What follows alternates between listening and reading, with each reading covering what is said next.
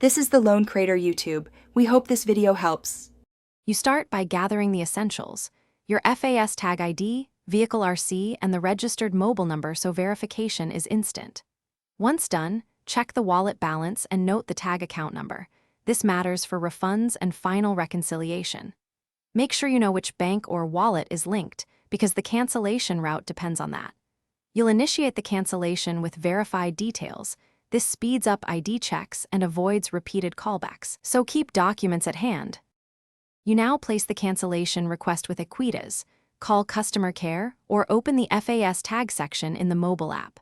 Upload a scanned vehicle RC, photo ID, and a signed request letter.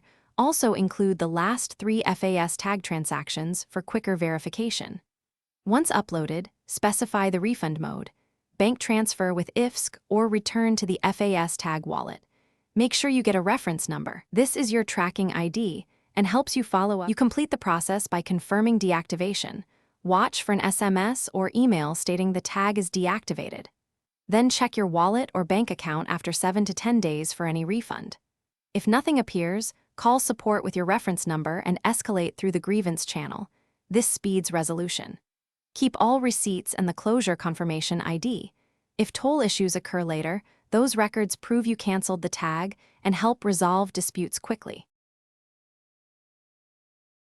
Thanks for watching. Consider subscribing if we helped you.